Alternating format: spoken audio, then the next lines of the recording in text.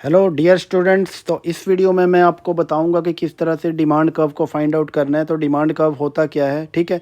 तो जनरली आपको पता है कि डिमांड कर्व आपको पता है कि रिलेशनशिप बिटवीन बताता है between price and quantity demanded. तो मैं हमारे पास जो ऑलरेडी यूटिलिटी फंक्शन गिवन है, तो यूटिलिटी फंक्शन क्या है, what is the utility function.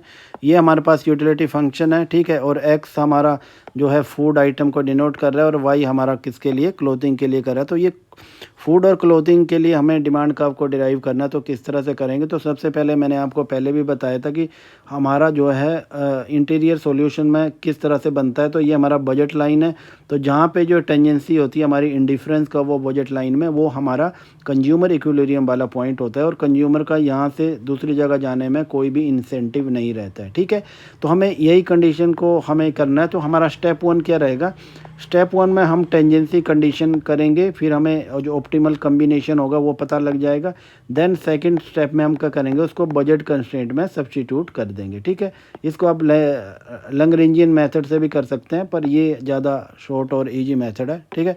तो मैं यहाँ पे बताता हूँ आपको। तो सबसे पहले आपको क्या करना है, ये यूटिलिटी फंक्शन हमारा एक्स वाई का यहाँ पे ऑलरेडी गिवन है, जो कि हमारे क्वेश्चन में दिया गया है, ठीक है। इसको एक्स वाई कहते हैं, ठीक है। अब हमें मार्जिनल यूटिलिटी निकालना है। किसका निकालना है, मार्जिनल यूटिलिटी ऑफ एक्स निकालना है। तो इसको हम इस तरह से निकालेंगे, इसको एक्स के रिस्पेक्ट में हम डेरिवेटिव या डिफरेंशिएशन लेंगे, तो ये हमारा आगे आ जाएगा, ये वाई के इक्वल आ जाएगा। देन हम क्या करेंगे, marginal utility of Y calculate करेंगे, ठीक है। इसकी यूटिलिटी भी कुछ इस तरह से कैलकुलेट करेंगे, इसका हम डेरिवेटिव लेंगे विद रिस्पेक्ट टू वाई, तो ये आ जाएगा एक्स आएगा। ये दो चीज़ें करने के बाद आपको क्या करना है, आपको स्लोप ऑफ, या आपको इंडिफरेंस का आपका स्लोप निकालना है, या MRS भी बोलते हैं। तो स्लोप को क्या बोलते हैं, marginal rate of substitution X Y है, या फिर इसको आप ऐसे कह सकते हैं, marginal utility of X upon marginal utility of Y, ठीक है। और इसको किसके साथ इक्वेट करना है, हमें इसे करना है हमें P X upon P Y, ठीक है।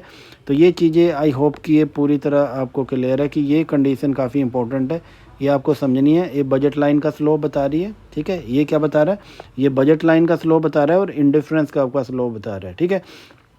अब हम इनमें वैल्यू सब्स्टिट्यूट करेंगे, तो हमें पता कि मार्जिनल यूटिलिटी ऑफ एक्स क्या है हमारे पास, वो वाई के इक्वल है।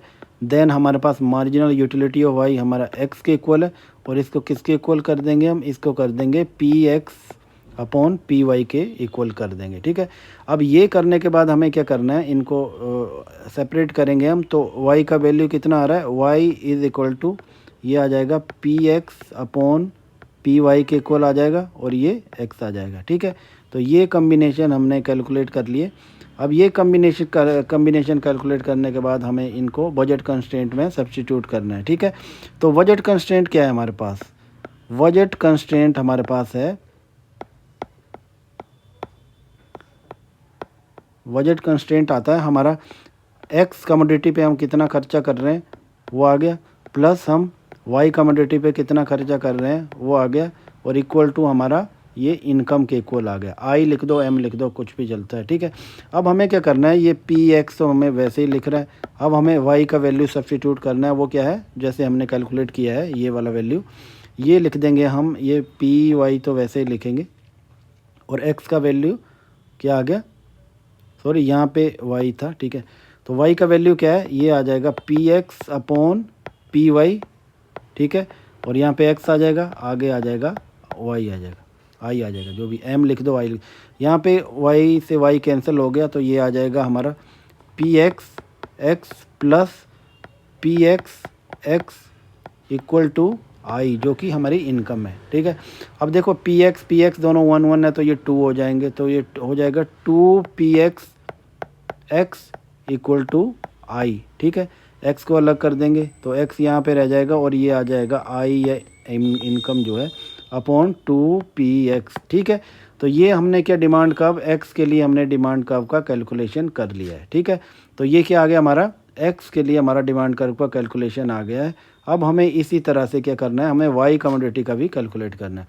अब वाई का कैलकुलेट करेंगे, जो मैंने पहले कम्बिनेशन में बताया था कि वाई किसके इक्वल है, वाई इक्वल टू, जो हम यूटिलिटी मैक्सिमाइजिंग कंडीशन से आया था, ये था पी एक्स पी वाई, ठीक है, टाइम्स एक्स आ गया, और एक्स का वैल्यू कितना है, एक्स का वैल्यू सब्स्टिट्यूट करेंगे यहाँ पे, तो ये आ जाएगा पी एक्स को वैसे ही लिखो, पी वाई को वैसे ही लिखो, और एक्स की वैल्यू लिखेंगे तो ये आ जाएगा आई अपॉन 2 पी एक्स आ गया मेरे पास, ठीक है। तो ये पी एक्स से पी एक्स कैंसिल हो गया, और आगे क्या आ गया, ये आ गया आई अपॉन 2 पी वाई, ठीक है। तो ये इस तरह से आपने देखा कि हमने दोनों के एक्स और वाई के जो है क्या कर लिया, हमने डिमांड कर्व के लिए इक्वेशन है उनको कैलकुलेट कर लिया, ठीक है।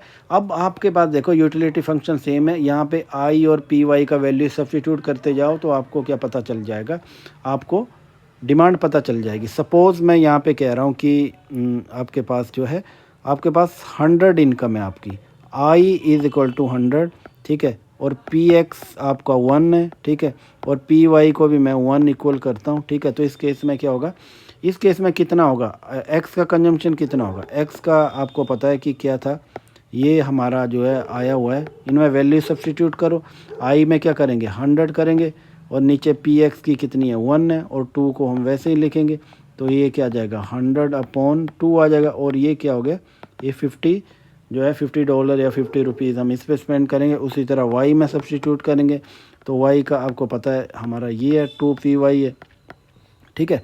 और इसमें हम क्या करेंगे, ये 100 वैसे ही करेंगे, और नीचे ये 2 टाइम ये 1 आ गया क्योंकि पी वाई 1 है, तो इसका भी करेंगे तो इसका भी ये 50 आ गया। तो हमारी जो इनकम है हम इक्वली डिस्ट्रीब्यूट करेंगे दोनों गुड्स में इस केस में, ठीक है। जैसे ही आप पी एक्स का प्राइस जैसे 2 रख देते हो, पी वाई का 1 नहीं रहने देते हो, तो उस हिसाब से फिर एडजस्टमेंट होंगे दोनों चीज़ों में, ठीक है।